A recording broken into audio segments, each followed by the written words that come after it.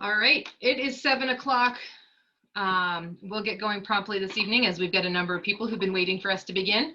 Good evening, everyone. My name is Rebecca Hanson. I'm Executive Director of the Newfound Lake Region Association.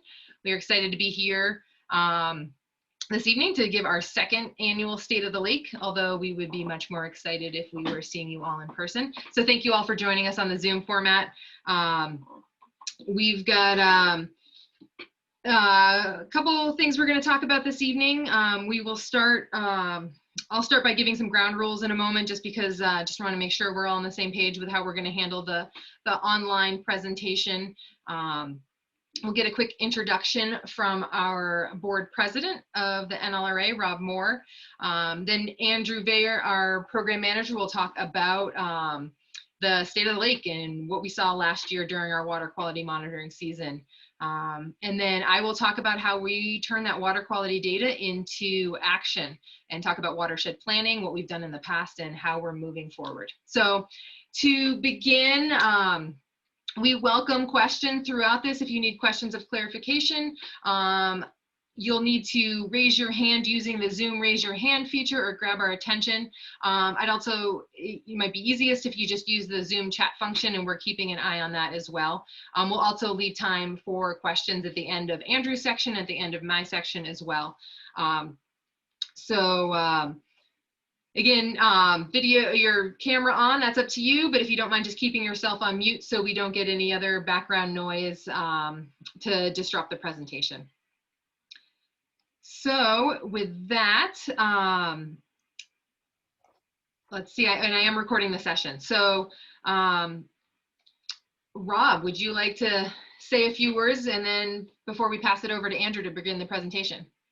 Rob Moore, NLRA President. Thank you very much, Rebecca.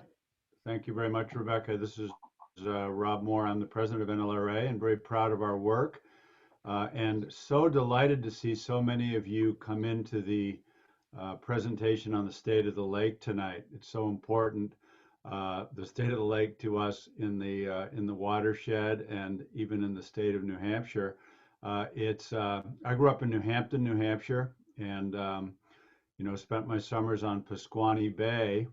And so I've told many of you this before, but I thought all lakes were as clean and pristine as Newfound Lake, and that you could see the bottom, 40, 50 feet out. I thought that's the way lakes were. And then I quickly learned, as I got invited by friends to other lakes, that not every lake is as clean and beautiful and clear as Newfound Lake. We've owned a house on the lake for many years now, and really want to protect it. And I just became a grandparent in June, so I'm seeing it even more, our work as more vital than ever, because I want my grandchildren and her grandchildren to see this lake the way that it is. So we've been lucky that it still doesn't have invasives, knock on wood, and that we have so many programs to protect it, but it's an uphill battle. Some might say we're not winning the battle with all the development and all the threats to the lake, but you'll hear about it tonight from Andrew and Rebecca. So with no further ado from me, I just want to say thank you all for everything you do to help NLRA to protect the lake and watershed. We really appreciate it, and be in touch with any questions at any time. And we appreciate all the volunteer efforts of so many people and the financial support and the time. So thank you, and I'll turn it over to our program manager, Andrew Veilleux. Andrew? Thanks, Rob. Yeah, and I'll just echo what Rebecca said. It would be really nice to see all of you in person. I'm still sort of getting used to talking to a screen, but it's going as well as we can get it.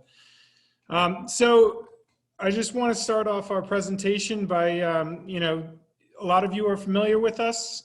Some of you might not be. We are responsible for, trying to conserve and protect the Newfound Lake watershed. We do that through education, monitoring, land conservation, partnerships with local organizations. And, we really want to do a multifaceted approach to protecting the lake and everything that we love. So to give a little bit of background of what the watershed is, a watershed is kind of like a funnel. So everything that lands in that funnel all goes down to a certain point, which in our case is Newfound Lake.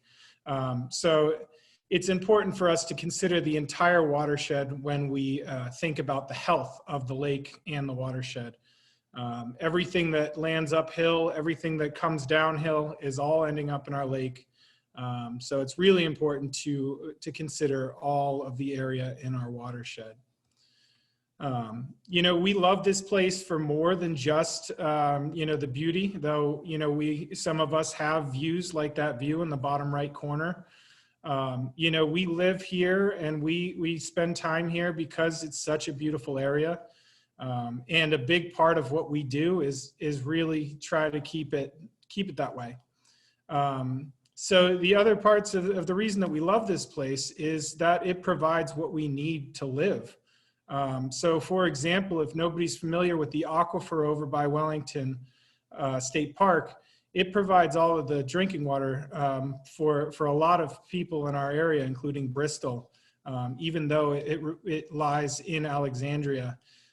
So there's a lot of services that it provides for us that we may not even think about. And, if something bad were to happen, we'd all be in a pretty tight spot. And then lastly, of course, we all like to recreate. You can see that beautiful correct craft in the top right, parked at Wellington State Park. Whatever your activity is, all of it is made possible by the health of the lake. For example, Wellington State Park, that beach is tested for public health, regularly. It all sort of connects. And so to sort of bring back the concept of the watershed, we monitor the watershed to make sure that if something goes wrong, we identify it immediately, and we can hopefully come to the rescue by contacting the proper authorities, and to sort of seal it up and fix the problem as quickly as possible. The way that we do that is through our monitoring sites. We have 35 monitoring sites in the watershed and 7 sites on the lake.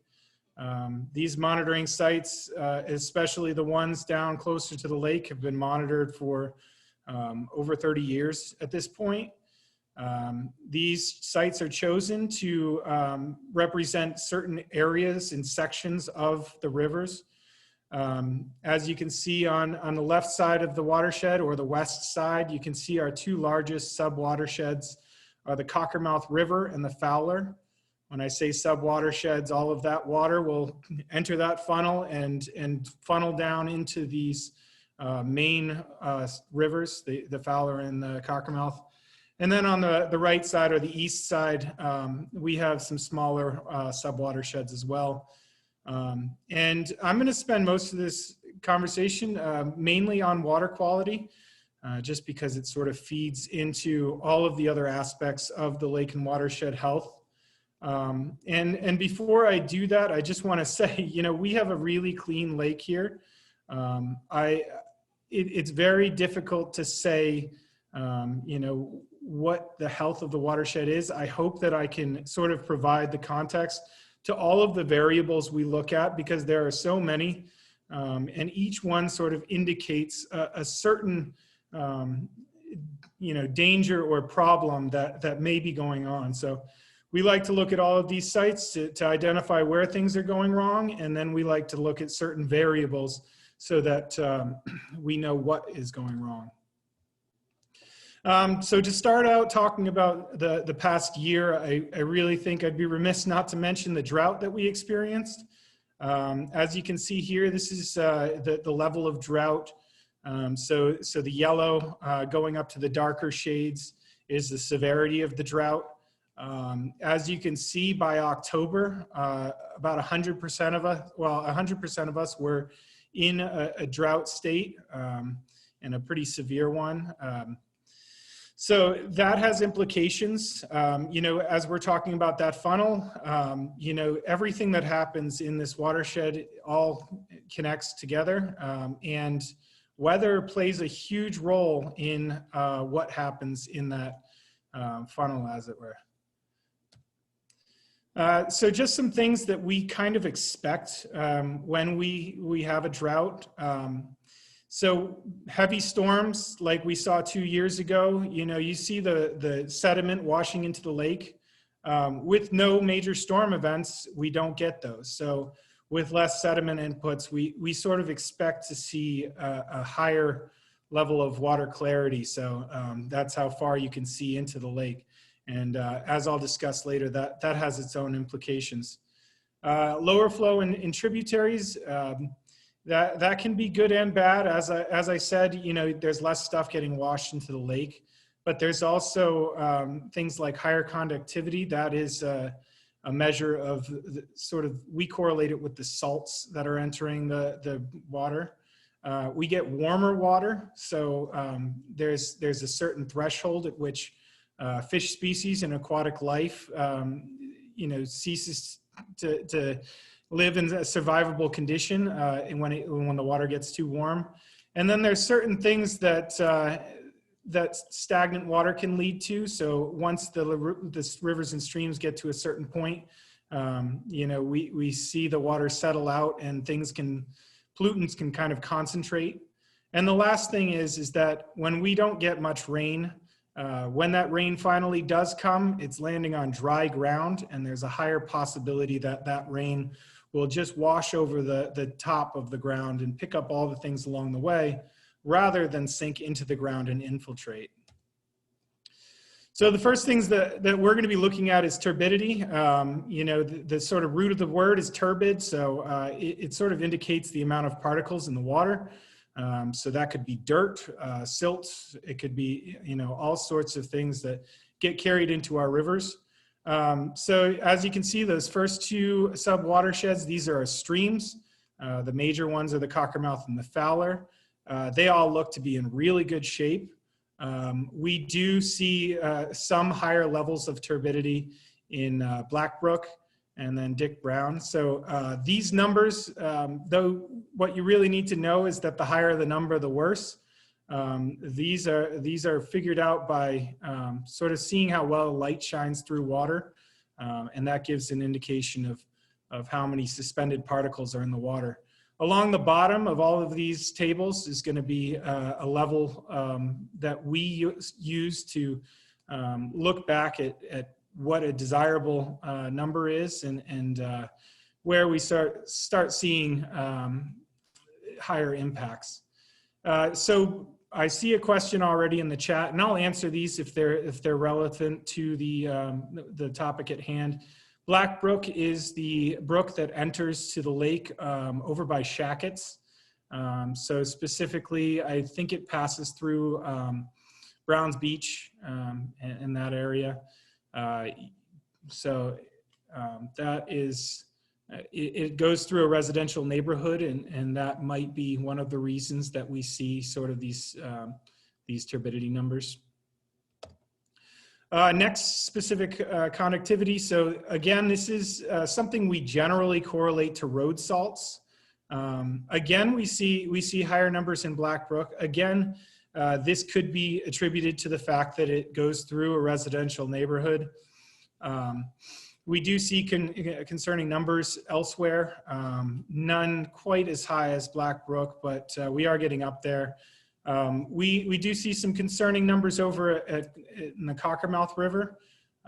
This could be attributed to the fact that, first off, again, all of these go right next to roads. But second, we really saw a shakeup of the Cockermouth River sub-watershed during that storm in 2019. So it is possible that there is still some sediment and particulate that's entering the lake through these rivers. Dissolved oxygen is specifically important for aquatic life. We do see relatively low numbers. In this instance, unlike the others, a lower number means it's in worse condition. We still have really good numbers relative to most lakes and watersheds around the state. And just to be clear, we do tend to see higher specific conductivity and lower dissolved oxygen in low flow conditions like we've seen this past year. So while these numbers, they are labeled green for good and yellow for maybe not so good, red for worse, we have to remember that we are really just looking for signs of any sort of issues, and we want to address them. I see another question about Tilton Brook. Thanks, Herb. So Tilton Brook lies on the eastern shores of Newfound Lake, towards the southern end of Newfound Lake. So that sort of enters in more towards Mayhew and that area. So the key takeaways we get from our stream data, we see Black Brook as a, we see some concerning data there. We want to look into that.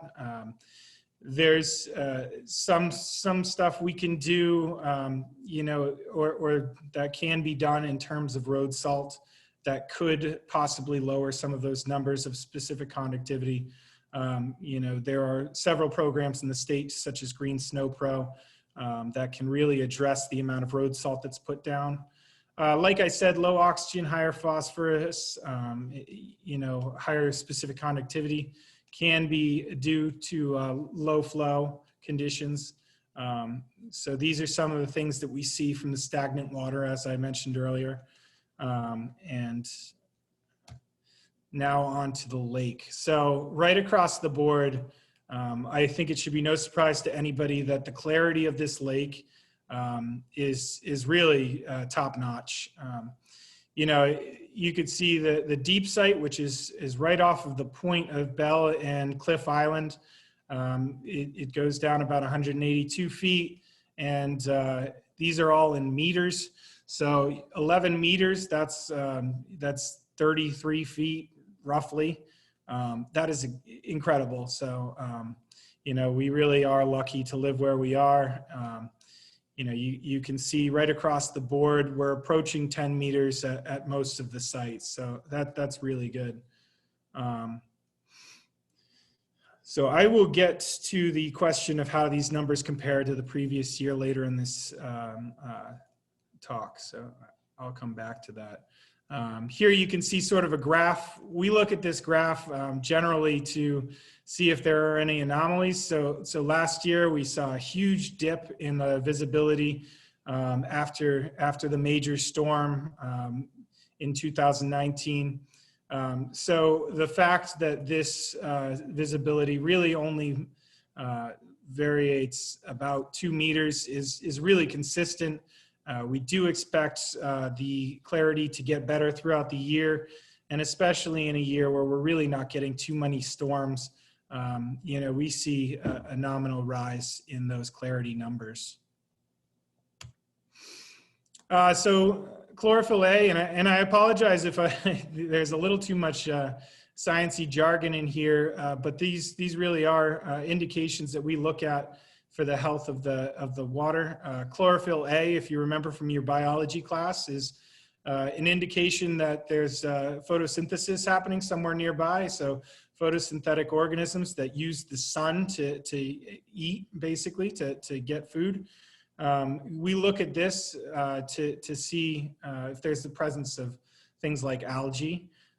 So algae is going to be an up-and-coming topic for us because as the water warms and as we see more storms and more input, we're really on the lookout for algal blooms, specifically cyanobacteria, which can contain some neurotoxins.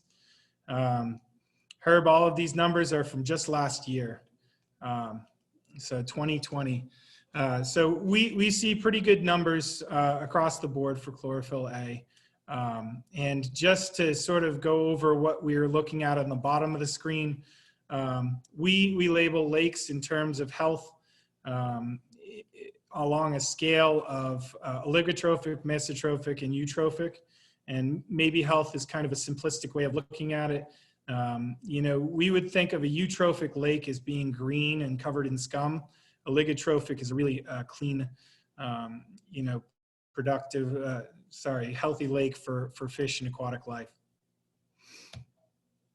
And we also look at phosphorus. These are the nutrients that algae eats. And this is another indication that we might see some sort of algal bloom or, productivity along those lines. You can see, again, really consistent numbers. This is all sort of contributed to by the lack of storms. The inputs we get after storms, phosphorus is something that naturally lies in our soil. It also is in our fertilizers and things we put on our plants and flowers. When we see a rainstorm, we see all of these fertilizers wash into the lake along with that sediment, and this phosphorus is really what the algae eats and can really make it proliferate very quickly. Again, we see this is pretty consistent with what we would expect out of a drought. Some key takeaways, as I mentioned, clarity generally improves through the summer, especially with the absence of major storm events. And again, we're watching things like algal blooms and cyanobacteria blooms. And what we look at to sort of see the indication of that is the chlorophyll A and the phosphorus that feeds stuff like algae. So that is the end of my presentation. I am happy to answer questions. I will start by sort of talking about how these numbers compared to the prior year.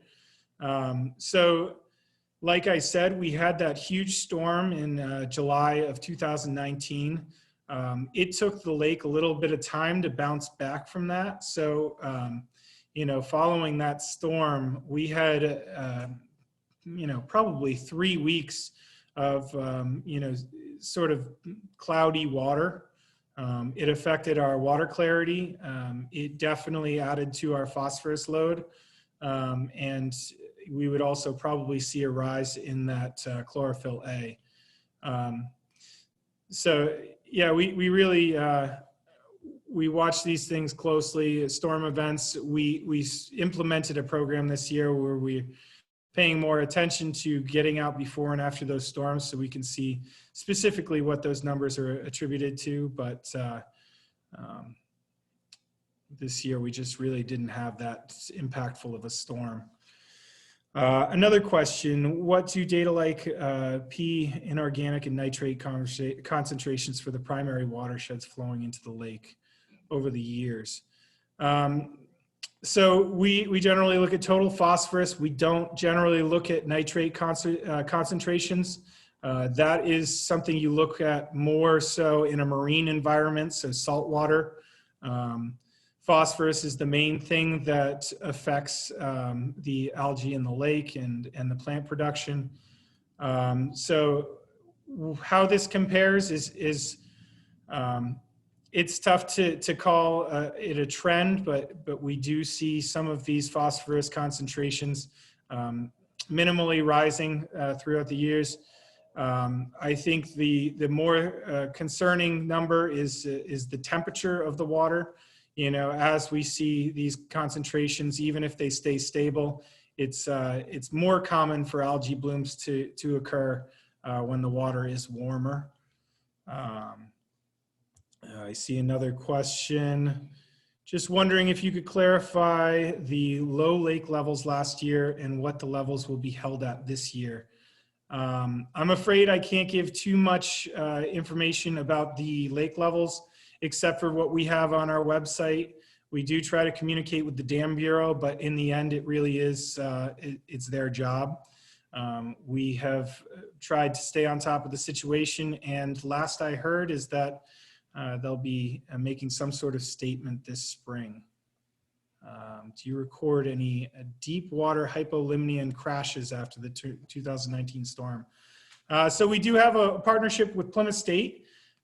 We did have a buoy in the water that it recorded temperatures every half a meter, I believe, and also had sediment traps to see how much sediment was entering the lake.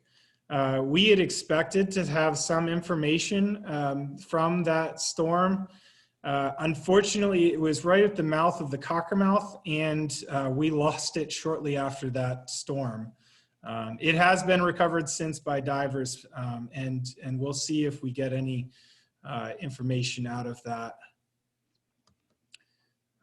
Have you found any numbers of the Black Brook getting worse over the years?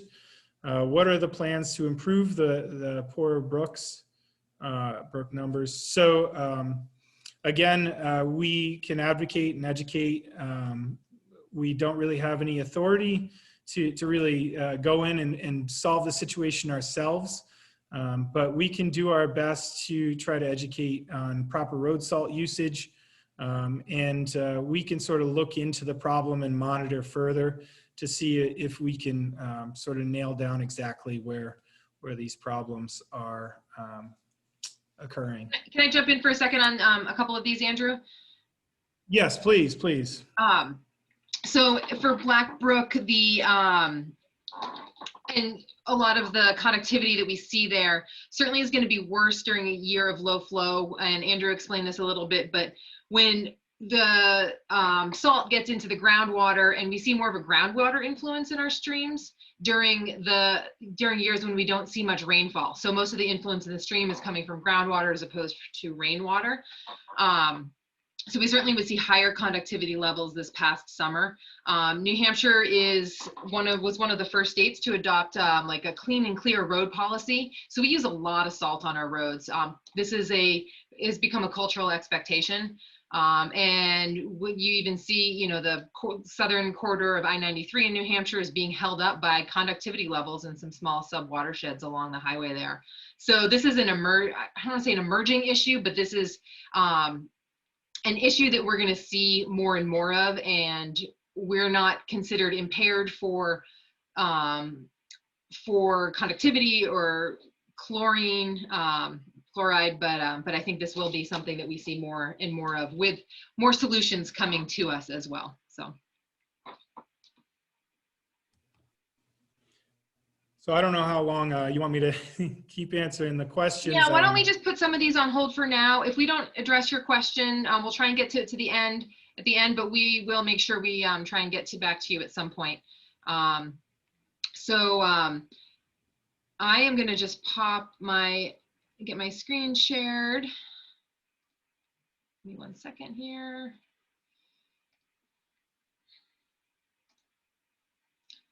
Of course, you're seeing my end slide, so let me just get back to the beginning. Let's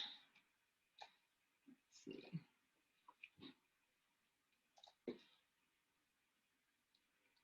All right, so Andrew gave a good snapshot, a bunch of information about our current water quality in Newfound. And just to kind of echo what he said about trends can be really tricky when you're assessing water quality data. We're looking at our data seasonally. We might be able to compare to last year. Maybe we have higher conductivity than last year, but that doesn't necessarily, 2 seasons doesn't necessarily indicate a trend. But trends are obviously important. But what I really want to get to is I want to talk about our watershed plan. We talked last year at our Shade of the Lake about the trends in water quality. The data is so critically important to us. We have decades of lake water quality data, and at least a decade of tributary data.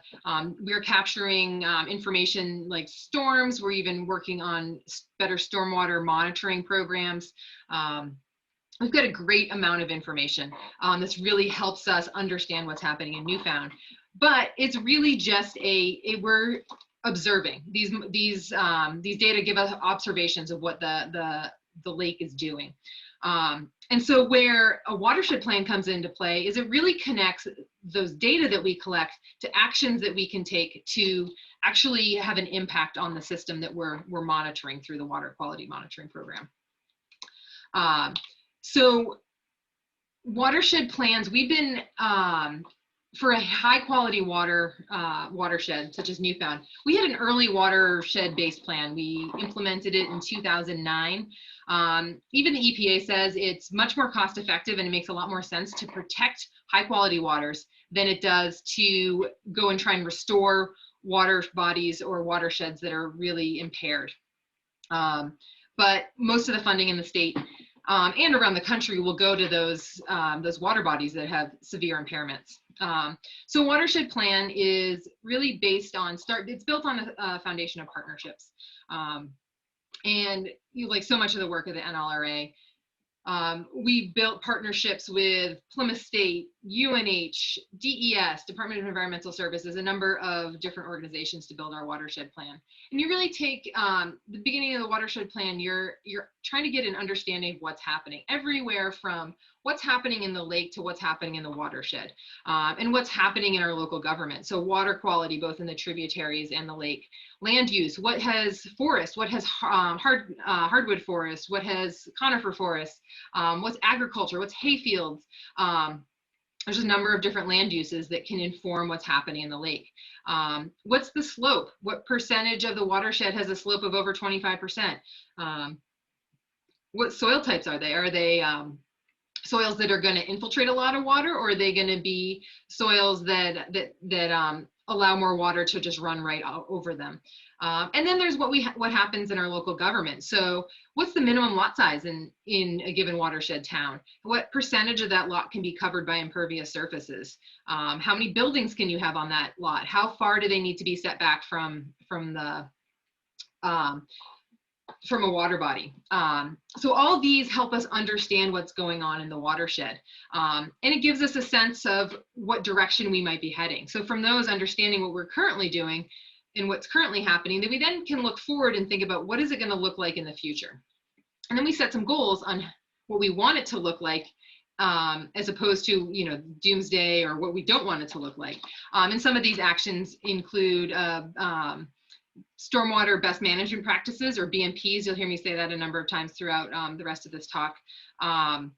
These are different ways to reduce erosion and reduce sedimentation that gets into the lake. These can happen at a small scale. So a homeowner may be taking, instead of having a well-eroded path down to the lake, maybe they put in some steps that allow water to infiltrate into them instead of continually erode the path. Or it might look like a culvert replacement, or stopping an entire bank from washing into the lake. Other things that can be implemented are land use regulations. So maybe you can reduce the amount of impervious surface that's allowed on a given piece of property.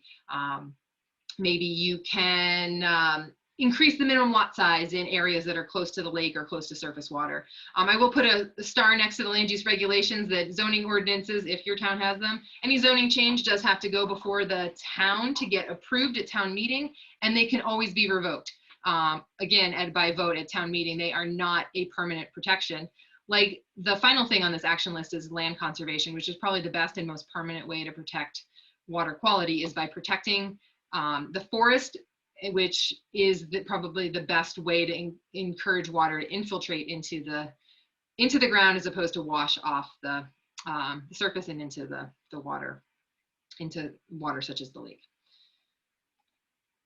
So we began the watershed planning process back in 2007.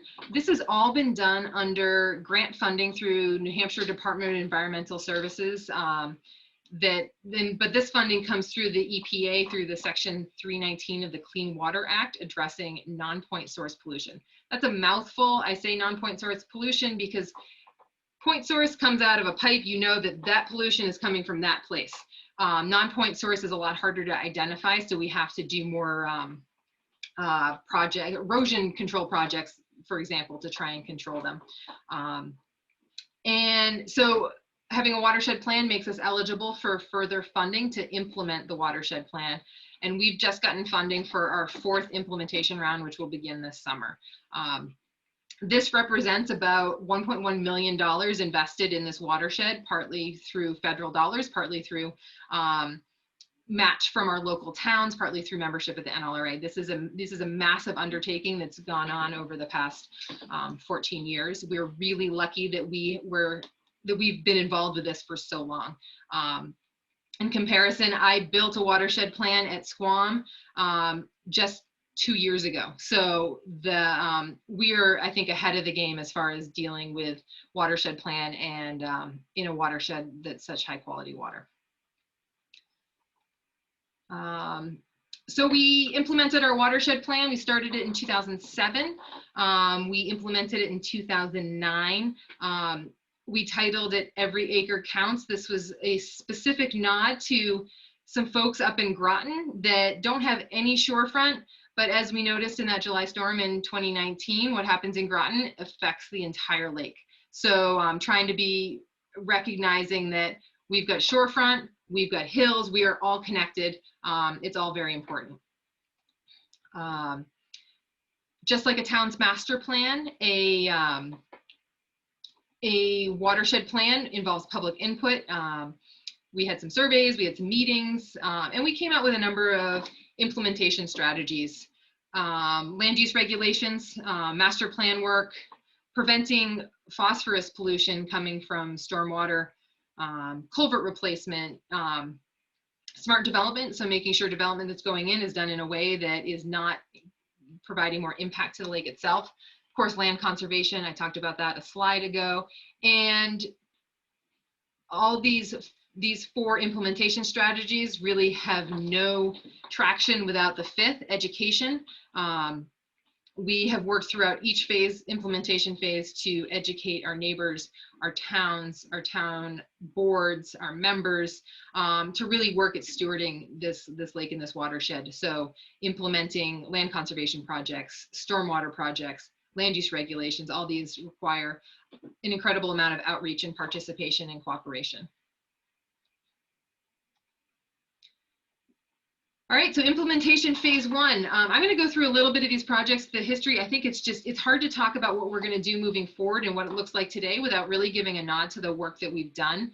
So you'll see throughout the implementation phases, each phase we have an environmental planner that reaches out to towns. Each town in our watershed is unique.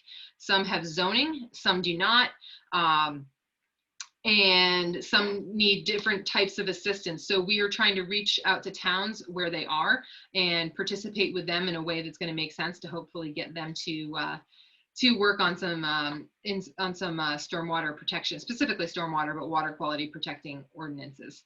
Our first phase, we really beefed up our tributary monitoring program, those sites that Andrew showed in his presentation.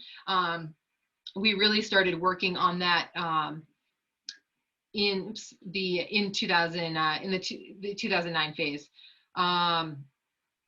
And you'll also see Cummings Beach throughout our implementation phases. Cummings Beach in Bristol is just a high visibility site that had some erosion issues early on. Here's what it looks like, or it looked like in 2009. If you saw it a year or so ago, it might have looked a bit more overgrown. It's been cleaned up, and we continue to work with the town of Bristol and DES on Cummings Beach to reduce erosion in a place that's highly visible so folks can see the work that we're doing.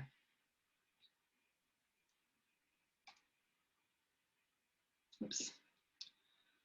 Oh, sorry about that. Let me get back to where we are. Phase 2. So implementation phase 2. This is where water quality data really starts to meet with the planning and with the how we take water quality and project what might happen in the future. So somewhere between implementation phase 1 and 2, EPA changed the rules and required a lot more technical information in their watershed plan. So our original watershed plan looked a lot more like a town master plan. And with the new rules, EPA had a list of 9, it's called the 9 elements of a watershed-based plan, the A through I list. It looks similar to the process that I showed at the beginning that characterize the watershed, set goals, revisit the plan. E is education, and that is an important component of watershed-based plan. But what really is important in mentioning this is we had to really kind of beef up the technical chops that were in this plan. So we worked with some consultants to do a build-out analysis. This is a GIS modeling project that basically looks at what are constraints to development, what are constraints, physical constraints, wetlands, steep slopes. What are the regulatory constraints to development? Those are things like lot size, setbacks, and what are the greatest possible number of buildings we could put in this watershed? And that's what a build out analysis tells you. You combine that with population dynamics, and then you get an idea of when you might see that full build out, when you get every single acre of land that's possible to be developed. There's a lot of assumptions that go into that. Some of them are tricky for a place that has a lot of seasonal residences, because when you look at population growth in Grafton County, we might actually be seeing more residences being built, but not see a population growth, because those homes might not be permanent residents. It also assumes that land use regulations aren't going to change, but it gives us an idea of the worst possible case scenario as far as maximum growth in the watershed and when that might happen. So we take that and turn that into a watershed model. And these are computer-based models. So we take what's happening in the watershed, what's the land use? So what's developed, what's heavily developed, what's a road, what's a wetland, what's forest. We look at soils, we look at slopes. We enter all this into the model, and looking at our current conditions, it'll tell us what the water quality is in the lake. And so we take that, so looking at this line here, the 2014 modeled conditions, we got an in-lake phosphorus concentration, and this covers the entire lake, that matches what we actually measure. So we've calibrated the model based on current reality. We can then turn back the clock, take all those houses, roads, hay fields, agricultural fields, turn them back to trees essentially in the model, and it tells us what we might have seen pre-development in the Newfound watershed. It essentially is about half the amount of phosphorus in the lake. Noting that we're still, and as Andrew showed in his presentation, we are well below the state criteria for oligotrophic water, which is at 8 micrograms per liter or parts per billion. But then you can take, okay, if we, based on growth projections in 2014 and development that could happen, what's going to happen if in 30 years? Again, based on a lot of assumptions, but we're going to see, based on those assumptions, more than a doubling in phosphorus in the watershed. And then there's other scenarios where what if you cut 10% of the trees, 20% of the trees, and you can see that we see the biggest change really from the 30-year growth more than the logging. But again, based on a lot of assumptions, but assumptions using the best available information.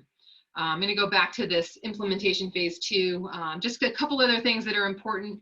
We did a watershed survey. So we went around with a consultant that identified high erosion areas and noted which sites have a lot of erosion. So these were ditches and culverts and things that around the watershed, and they identified 55 different sites. If we implemented they provided information on how much phosphorus would be reduced if we basically fix that erosion problem. If we implemented just the top 20, we would see a 10% reduction in phosphorus concentrations in the lake. Note if we put in all the top 55, we don't see that much more of a reduction from doing those numbers 30 through 55 or 21 through 55. So the big effort in managing phosphorus is really to tackle those top 20. Andrew, I can't see the chat for my screen. Have there been any questions that popped up? Yeah, none specific to your talk. We can save them for later. Okay, sounds good. Thanks. Oh, one is what is resource co-occurrence? Oh yeah, okay. So this is just a way of identifying important areas for land conservation. This was just another project that was part of the implementation phase 2. Basically looks at different natural resources, drinking water, wildlife. I'm trying to think of a couple more. And the areas in this map so where they overlay, where you have multiple natural resources in one site, you have a higher there's more co-occurrence of natural resources. So the idea is you'd want to concentrate more of your land conservation effort in the area that have the highest co-occurrence values. So you might have an area that's a wetland that protects drinking water, that also has, a endangered species that lives there. So you're going to get basically more bang for your buck as far as land conservation goes. So it's just it's a way of looking at maps to identify land conservation areas. And as Andrew mentioned in the beginning of his talk, we've got this dark area here. There's a lot going on in that area, and a lot of that is, one of those things is the drinking water protection area there. So. All right. So this is just a quick shot of the top 5 sites identified in the watershed survey by the consultant. Some of them have specific projects we can get right to. Others, we actually have to go in and get some plans before we can move forward. This one here has been addressed. The Sculptured Rock Road, Rankin Road, is next up on the list. So, which brings us to implementation phase number 3. This is really where we started to take a lot of action. We continued to get that environmental planner, the land use planner, into towns for outreach. And this is the time, it was through the 3rd implementation phase where we started our Youth Conservation Corps. These are small scale homeowner and homeowner association projects where we're working with individual property owners to reduce their impact on their own property for the lake. These are things like that eroded path that we then put in as infiltration steps, maybe a rain garden, a drip line to infiltrate water instead of having it run over the surface. These are small scale, but I think their value is huge in that it empowers homeowners to take action on their own property. And we're also encouraging or empowering local youth. So this program, it's managed by Andrew, but we are employing young folks from the area that have meaningful employment through the summer, where they're working incredibly hard, but they're also gaining really important skills in project management, organizational communication, things like that. But again, these are smaller scale projects. Then we have our larger scale BMPs that we implemented in this phase that are much larger and involve things like a backhoe in the water, or massive culvert projects along Sculptured Rock Road, Province Road, or paving parts of Shem Valley Road to reduce erosion. So these involve a lot of coordination with towns. And the way these are working funding wise, we get some money from the state or from the federal government through the state. Towns are providing a lot of match for the grant in their labor. So it's a great partnership where we can help towns get projects that are often on their list done anyway. So we're helping them out with some funding, and they're helping to reduce the amount of sediment and phosphorus that's reaching the lake. And I mentioned in implementation phase 2 that Rankin Road was identified as the #1 site for contributing phosphorus and sediment to the lake. In phase 3, we got some engineering plans. And after the end of phase 3, we have reduced, and just note that this is pounds per year. Each of these is pounds per year. We report the bigger scale projects in tons per year, but I wanted to include our smaller scale homeowner, and you get a sense for just how small scale it is, especially on the sediment level. But we reduce quite a bit of pounds of sediment per year from getting into the lake through these projects, and this is up through 2019.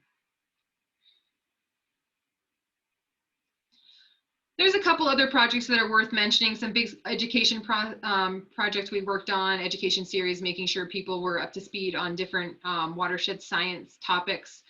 We also worked to educate citizens in land use planning. Land use planning in New Hampshire, as I'm sure it is in many places, is complicated, and we have just regular citizens that jump onto or are appointed onto a planning board without much experience, or town voters that don't know much about the planning process and have to make decisions for their town. So we tried to fill that gap a little bit by providing some education for folks.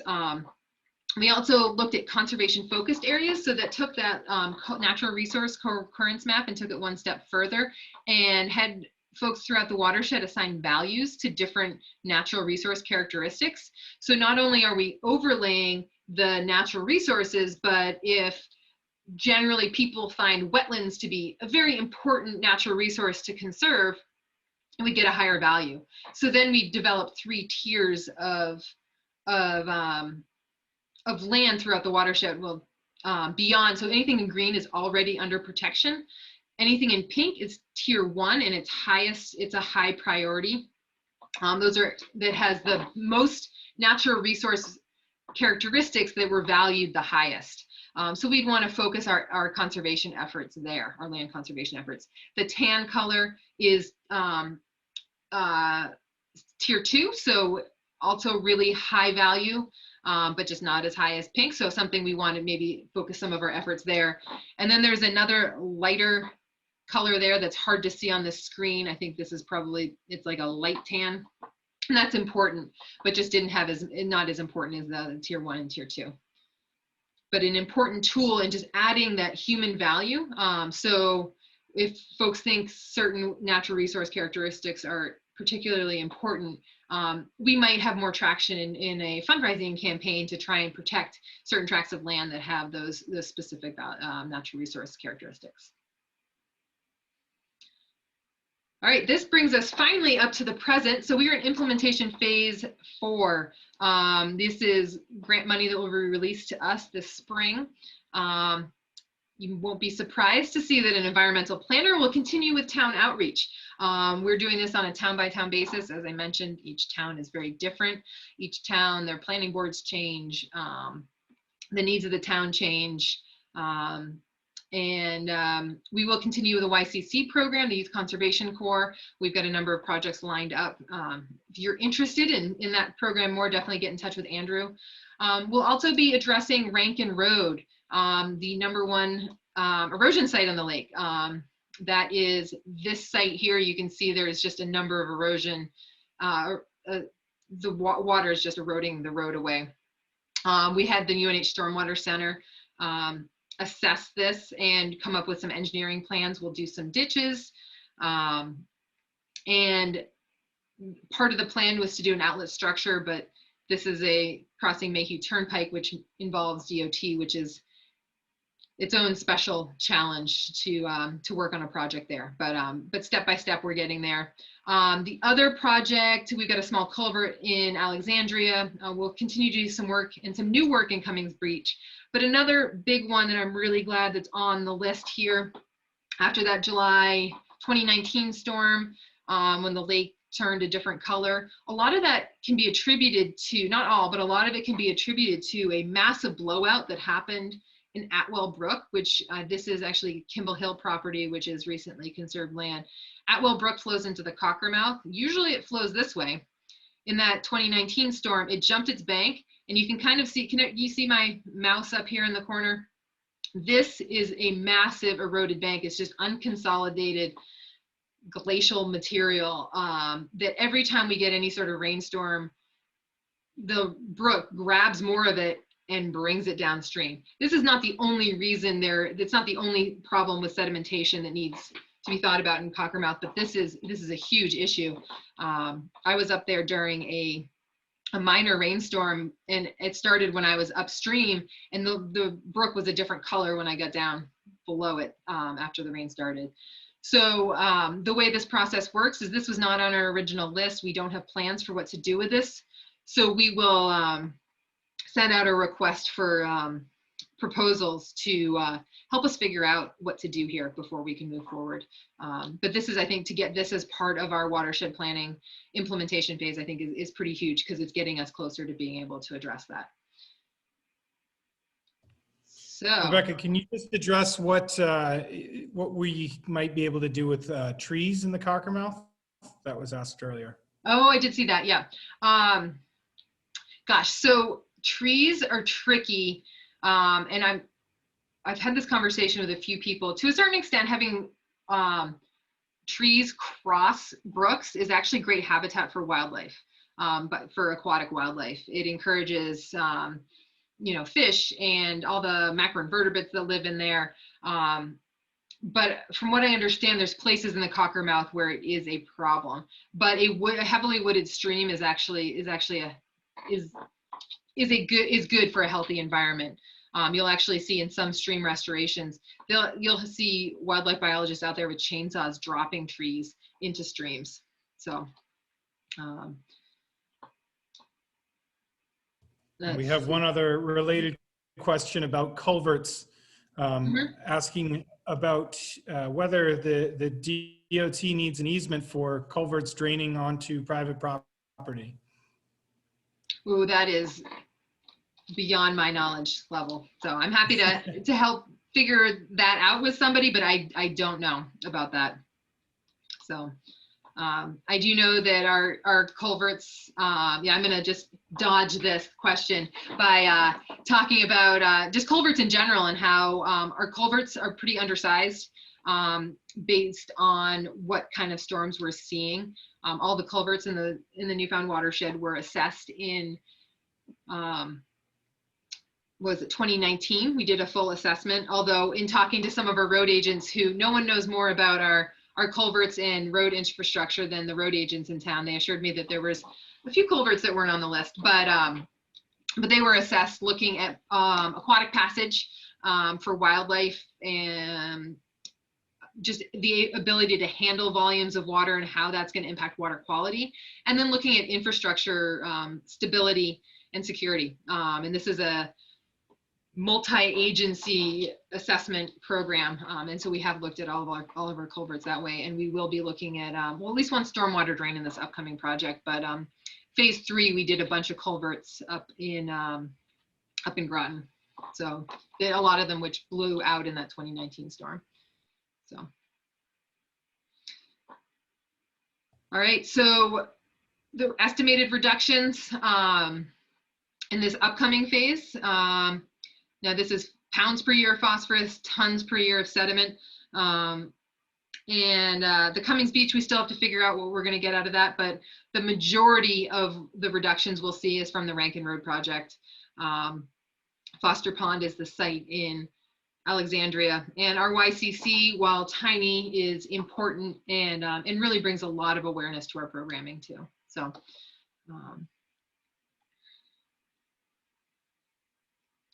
All right, well, I'm gonna leave this up here for now. I think are there more questions, Andrew, that are popping up? Yes, there was one more unanswered question. The question was about property work on Dick Brown Road, and there was an issue with it. I'm not specifically sure what it's referring to. Maybe you do. Okay, I'm gonna see if I can find that. I'm gonna stop sharing my screen. All right. Oh, I'm seeing a bunch of questions now. All right.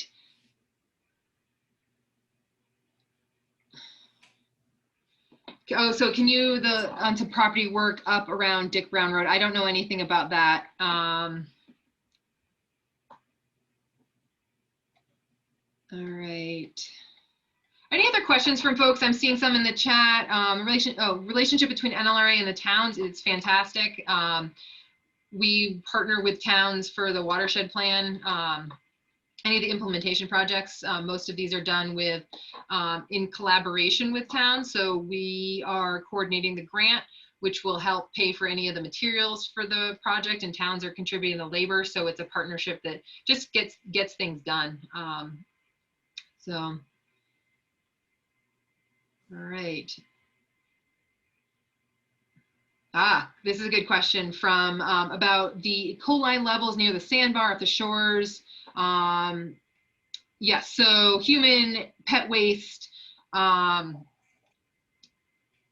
Yes, so looking at some of the shallow areas, this is a particular issue this year since issue all over the state from what I understand. Our resources got a lot of use. People come, people need to use the bathroom, they bring their dogs, same thing. So we are working on getting I think our best move as an organization is to come at it from a human and environmental health standpoint. So we are working to get some bacteria testing at these shallow areas, so we can get an understanding for what we're actually seeing for water quality impacts to that. So so that is something we're going to implement this year. Thank you. It's been a problem. It's been a real problem. I've had friends of mine that won't go there. Yep. Yeah. Thank you for your question. Yeah, it's a tough issue. I think people are very into their recreation in these areas as well, but I think our best bet is to look at it from what we're seeing in the water. So we will be looking for some volunteer help for that as well, to either take the samples or to help us get them down to Concord on a timely basis too. So other questions, and feel free at this point to take yourself off mute and let us know you're there if you'd rather not put your question in the chat.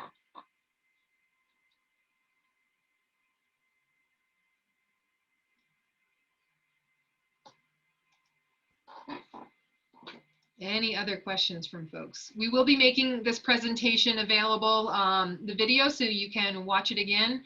We will be coming up with a report with our 2020 data, and we have the report from last year as well.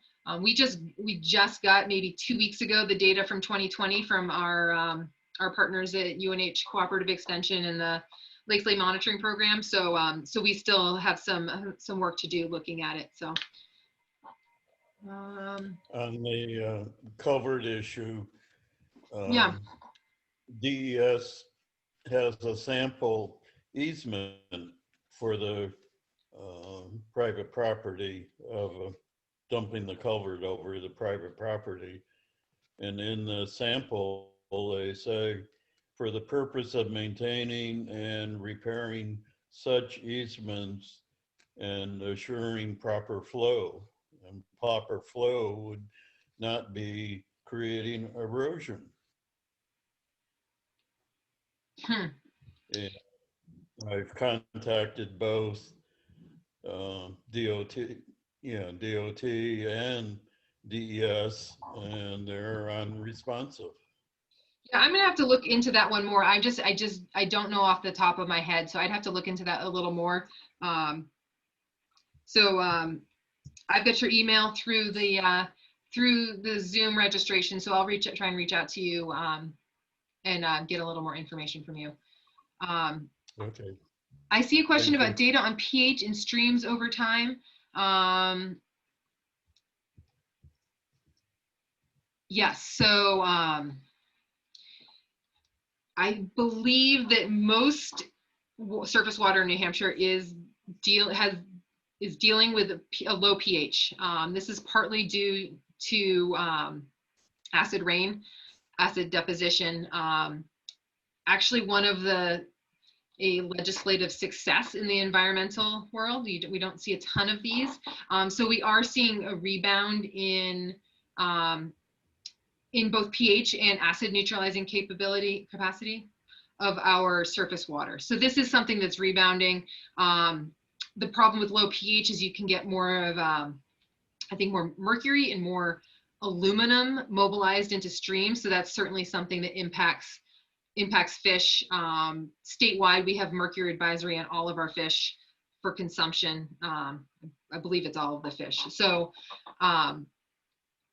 pH has been a problem. It's not something we specifically see in Newfound. There's no Newfound management plan. There's a statewide management plan, but the Clean Air Act, and a lot of the Clean Air Act stuff that was implemented under the first Bush administration in the early 90s, that actually had a lot of impact on water quality and then pH in the Northeast. Rebecca, so this year in 2020, because of COVID, we did have some limited lab analysis.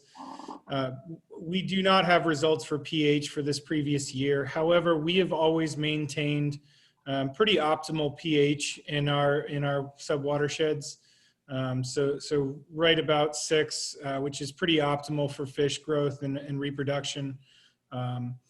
And one of the testaments to how optimal our rivers are is that we have one of the the highest percentage of brook trout populations among our streams. So pH does not seem to be a problem in our watershed. Great. Thank you. And so we did try and trim down how much of data we threw at you. There is more information that we get from our testing, but so we will have more in a subsequent report, but we just weren't sure how interested everyone wanted to see numbers on a screen this evening. So I see someone asking a question about Blueberry Shores. Are there signs there asking people to pick up dog waste? And it's important to lake water quality. So I've been to several conferences where the amount of time we spent on talking about how to get people to pick up pet waste, it's ridiculous that we're continuing to talk about this. Signs are possible. My take is people know, they're just not doing it, but there's got to be some way that we can reach folks to try and tackle this issue. What are the studies on invasive weeds upstream with lower level water to warmer temps? Wildlife lower levels affects fish migration. So I'm not sure if this is drawing a connection between, the lower lake levels, the warmer temps. We certainly saw warmer temps this past summer. We had a lot of sunny days, not a lot of stream input. Certainly lower lake levels in the winter can reduce the amount of weed growth that you have along the shore of the lake because you get a lot more ice scouring. It means you got to have good ice coverage for a long period of time as well.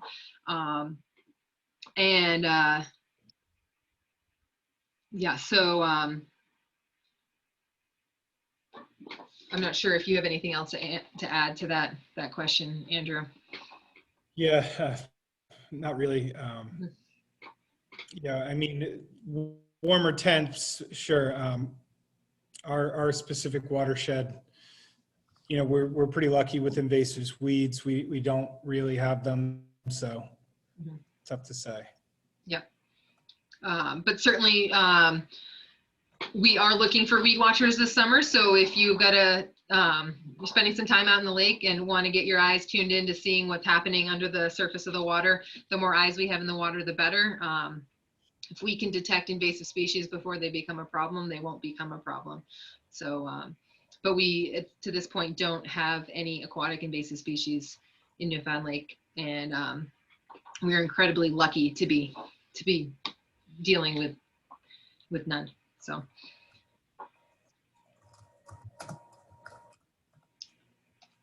Any other questions from folks? Thought I saw a hand up a little while ago. Just typed it in. Yeah, go ahead. What are the primary sources of phosphorus that go into the streams? Is it residual pee that's left over from when there were dairies in the area? Dairy barns, which, the manure generally didn't get real far. So it would be really high concentrations, closer to barns. Or is it more from leaky septic systems or cesspools that don't even have designed drainage fields from a septic tank? Just an old container where it just perks into the sand. Yep. Rebecca, you want That's this? how it used to be in a lot of Hebron. Yeah. So we can get phosphorus from all of those sources, really. I think a lot of it, so phosphorus tends to stick to sediment. So any erosion that we get, any erosion that we get is going to bring phosphorus into the lake just from it being its presence in the soil. But then there are other sources like septic systems, pet waste, human waste, and the septic influence, it's hard to enumerate. It's hard to know just how much, or septic or lack thereof, that's actually influencing the lake. Some watershed, I know the watershed, or the 319 funds in Lake Waukee, they've actually implemented some cost share for septic system upgrades, which I thought was a really innovative way to put some of those dollars to work to get people to upgrade their septic systems, because it's a huge expense, especially when you're dealing with a really tiny lot along the lakeshore. But yeah, so as far as the primary source, I'd have to go back to I think we had a nutrient budget done for the lake maybe about 10 years ago. So that'll get some numbers there. And I'd have to go back to that to look, but I can share that with you. As long as I write it down. But yeah, so we can get phosphorus in a number of different ways, even tires, car tires, and how they wear out from driving on the roads, and those can wash into the lake and contribute nutrients and heavy metals and all sorts of nasty stuff too. So, and when we do our watershed modeling, we also account for aerial deposition too. So that's pretty minor around here.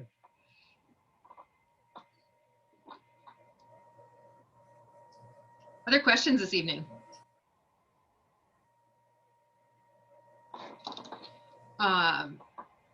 Well, thank you everyone for joining us. We've got a lot of our NLRA supporters, community members here. So thank you for all you do for Newfound and for NLRA.